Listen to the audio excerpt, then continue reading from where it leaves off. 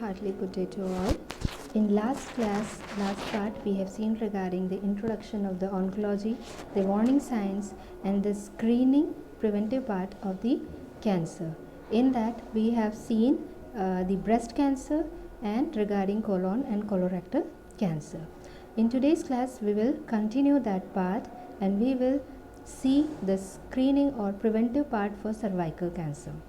In cervical cancer, testing should start at the age of 21. All the women should not be tested, but the women who are under the age of 21 or under the age 21, they should not be tested, and the women who are after the age of 21, they should start testing for cervical cancer.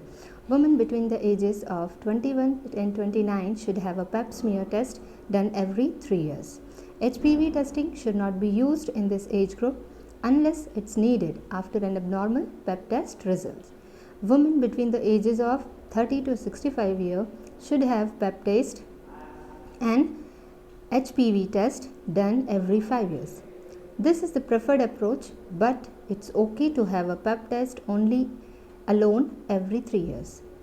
Women over the age of 65 years who have had regular cervical cancer testing in the past 10 years with the normal results should not be tested for cervical cancer.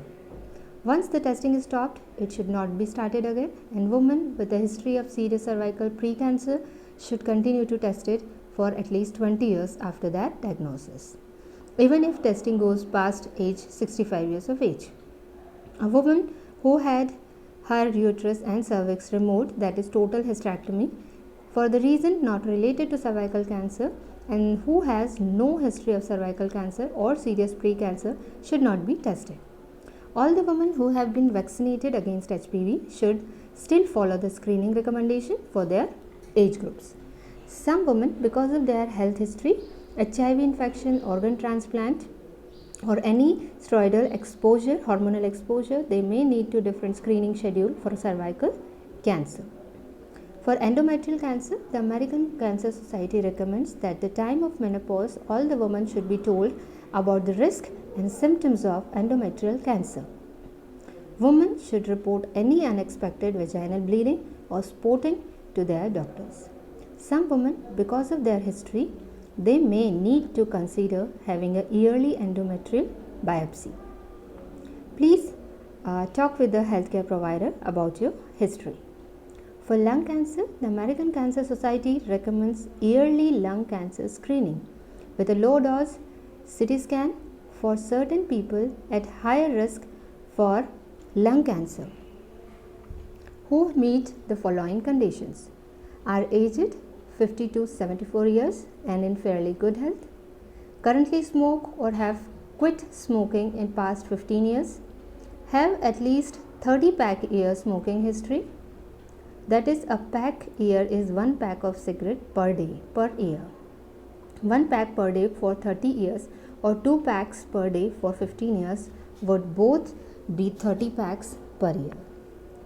Before getting screened, you should talk to your healthcare provider about your risk for lung cancer, how you can quit smoking if you still smoke, the possible benefits, limits and harms of lung cancer screening, where you can get screened, or you should also talk with your insurance provider about your coverage.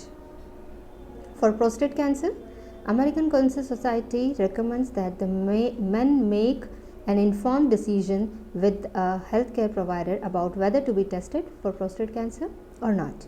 Research has not yet proven that potential benefits of testing outweigh the harm of testing and treatment, but we believe that the man should not be tested without first learning about what we know and don't know about the risk and possible benefits of testing and treatment. Starting at the age 50, men should talk to a healthcare provider about the pros and cons of testing so they can decide if testing is the right choice for them. If you are African American, that is not our condition, but or have a father or a brother who have had prostate cancer before the age 65, you should have this talk with a healthcare provider starting at the age 45. If you decide to be tested, you should get a PSA Blood test with or without a rectal examination, that is prostate specific antigen. How often you are tested will be depend on your PSA level. Now we will see the staging of cancer, or that is also called a classification of cancer. In classification of cancer, the cancer will be classified according to the staging, according to the grading and the Tnm classification. So first we will see the staging of cancer.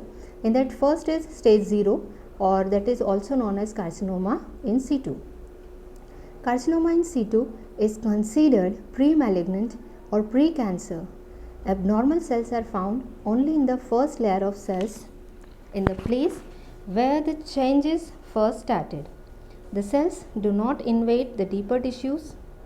These cells may become cancerous over the time, so it's good to find and treat them before that happens. Most kind of cancer do not use this stage. Next is stage first, that is cancer is only in the cells where it first started and the area is small. This is considered early stage and most curable stage. Stage second, that is cancer is in the organ where it first started, but it may be a bit larger than stage first or may have spread to nearby lymph nodes. Next is stage third, that is cancer in the organ where it first started, but it may be larger than stage second and may have spread to nearby lymph nodes or other nearby tissues, organs or structures. Stage 4, that is cancer has spread to the organs in other parts of the body, that is also known as metastasized. There may be cancer in different organs, but it's still the same type of cancer as where it first started. For instance, a colon cancer which spread to the liver is not a liver cancer. It's stage 4 colon cancer with liver metastasis. The cancer cells in the liver look like the cancer cells in the colon and are treated like colon cancer. This is the staging of cancer. Next is Tnm classification. Tnm classification is a classification which is frequently used for staging or classifying the cancer. In Tnm classification, it will be done according to the solid tumor malignancy. In that, T denoted the tumor size, N denoted regional lymph node involvement, and M is denoted metastatic. The first is T, that is the size or direct extent of the primary tumor. Tx, that is tumor which cannot be assessed, and it cannot be assessed by any investigations or any direct symptoms. Tis, that is carcinoma in situ, that is the initial stage when the cancer will be started in the cells. T0, in T0 there will be no evidence of tumor, no symptoms will be appear during this stage. Next is T1, T2, T3 and T4. These are the different sizes or extension of the primary tumor. Next is N. N will be denoting the degree of spread of regional lymph nodes. Nx is lymph nodes cannot be assessed.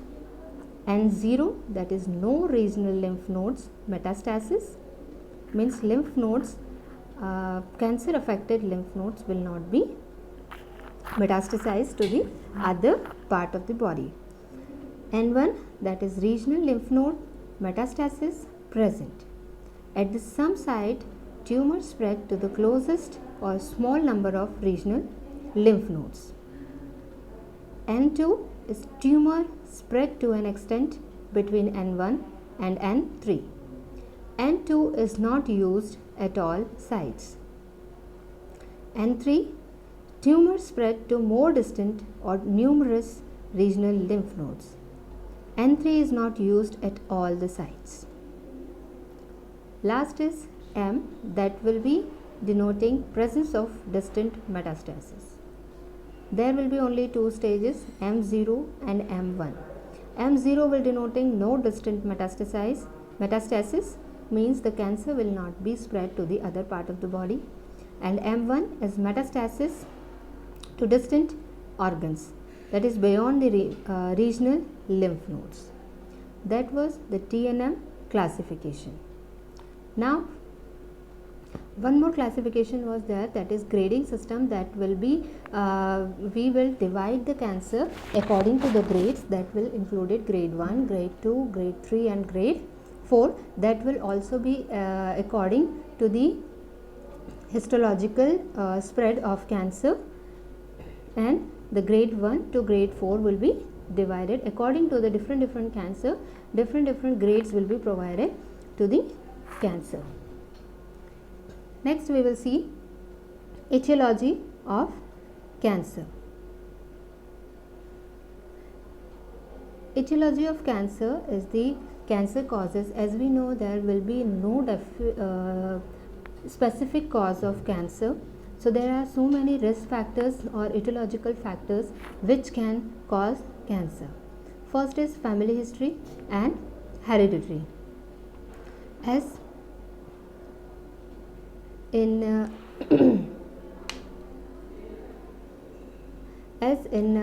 etiology, family history, some cancers will be occur into the human body or the persons according to their family history, as included the breast cancer. If someone in your family suffered from the breast cancer, then their siblings or their children may be having chances of breast cancer.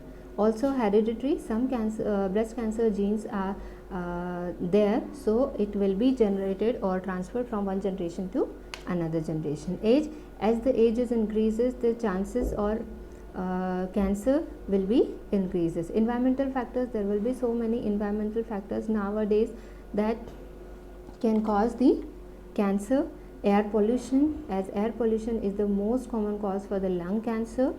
And ultraviolet rays are also causing the skin cancer. If the people who are more or they are exposing more to the sun rays or ultraviolet rays, they are more prone to get the skin cancer. Occupational exposure, some workers who are working in the industries or areas where the exposure to the chemicals or different radiation and other things, they will be exposed, then there are chances of having cancer. Viruses and bacteria, that is human papilloma virus. If the person is suffered or infected by the viruses and bacteria continuously, then the cells can become muted and cancer can occur. Drugs and medical management, certain drugs and medical managements can cause the cancer also, like a treatment by chemotherapeutic drugs, that will be treatment, but that will also increases the chances of cancer. Then lifestyle factors like diet, if high fatty diet, high fat diet and high cholesterol is there, then that kind of diet will be harmful for the person. Habits, smoking, like smoking, tobacco and alcohol consumption, these kind of habits can also be increases the chances of cancer.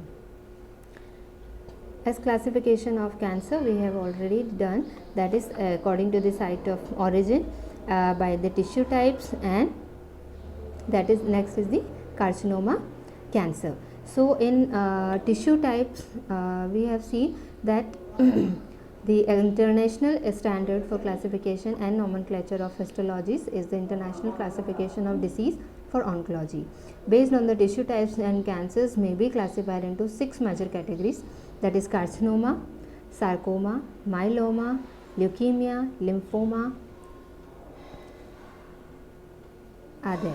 So carcinoma is this type of cancer originate from the epithelial layer of the cells that form the lining of external parts of the body or the internal linings of the organ within the body. Next is sarcoma, that these cancers originate in the connective and supportive tissues, including muscles, bones, cartilages and fat. Bone cancer is one of the the sarcomas, that is termed osteosarcoma.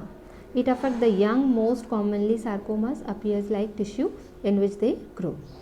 Other examples include chondrosarcoma, leiomyosarcoma, rhabdomyosarcoma, mesothelial sarcoma, mesothelioma, fibrosarcoma. There are so many types of so many sarcomas are there. Third is myeloma. Myeloma will originate in the plasma cells of the bone marrow, and plasma cells are capable of producing various antibodies in response to infection. And myeloma is a type of blood cancer. Next is leukemia. This is a group of cancer that are grouped within the blood cancer. These cancers affect bone marrow, which is the site for blood cancer production or blood cell production.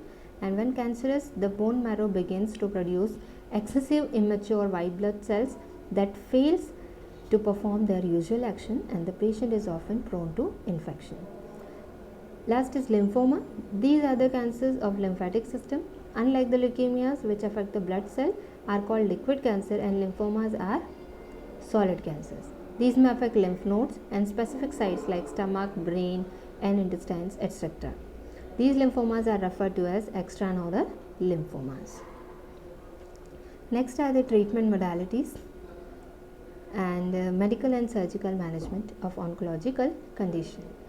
It included surgery, radiation therapy, and chemotherapy, immunotherapy, targeted therapy, hormone therapy, and stem cell transplantation. First is surgery. When we used to treat the cancer, surgery is a procedure in which the surgeon removes cancer from your body. In that, they learned the different ways that surgery is used against the cancer, what you can expect before, during, and after the surgery.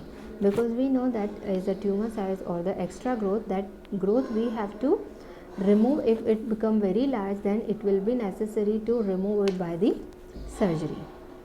Next is radiation therapy. Radiation therapy is a type of cancer treatment that uses high dosage of radiation to kill the cancer cells and shrink tumors.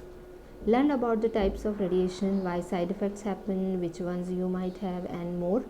But in radiation therapy, mainly radiation therapy will be given of two types, that is external radiation therapy and the internal radiation therapy. In external radiation therapy, the source of the radiation will be outside of the body, and by that we will emit the rays of radioactive rays to the person. In internal radiation therapy, in that the source of the radiation will be placed inside the body or inside the body cavity, and so that the internal radiation will be used mostly for the cavitary organs.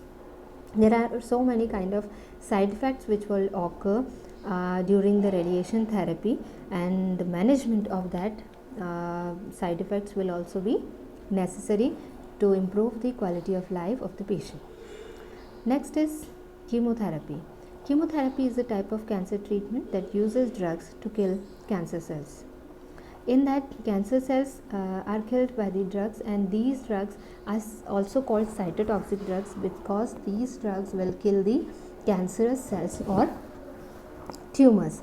So there are so many types of chemotherapeutic drugs. The main classification will include the 7 categories of chemotherapeutic drugs. The different categories drugs will be acting different type, and the major classification of the chemotherapeutic drug will be cell cycle specific chemotherapeutic drugs and cell cycle non-specific chemotherapeutic drugs. That will be chemotherapy, and chemotherapy will also causes the side effects, and we have also to manage those side effects during the chemotherapy treatment. Next is immunotherapy. Immunotherapy to treat cancer. That immunotherapy is a type of cancer treatment that helps your immune system fight cancer. In that, mainly the immunotherapy, in that we will provide the patient the immune cells or antibodies so that the patient immune system will become improve and stronger to fight against the cancer. Next is targeted therapy. Targeted therapy is a type of cancer treatment that targets the changes in cancer cells and that help them to grow, divide, and spread. Next is hormone therapy. In that we will use hormones and it is a treatment that slows and stops the growth of breast and prostate cancers that uses hormones to grow. Last is stem cell transplantation. Stem cell transplantation are the procedure to restore blood forming stem cells in the cancer patients who have had their destroyed by very high dosage of chemotherapy or radiation therapy. In that we will first remove all the cells which are cancerous, and then we will add or administer the new stem cell into the patient's body that will be harvested or that will be taken from a donor, and that is the treatment which will be done mostly in blood cancers. Last therapy that included is the alternative therapy. In alternative therapy there are so many kind of nowadays yogas, meditations, acupunctures. Other than the medical therapies, these alternative therapies are also used to provide to improve or strengthen the immune system of the person so that he will able to fight against the cancer, and that is all regarding the treatment which will be used for the cancer. And in this chapter we have all dealt regarding the cancer introduction and cancer classification, types of cells, types of cancer cells, all things we have completed, and the prevention of cancer and management of cancer. So thank you.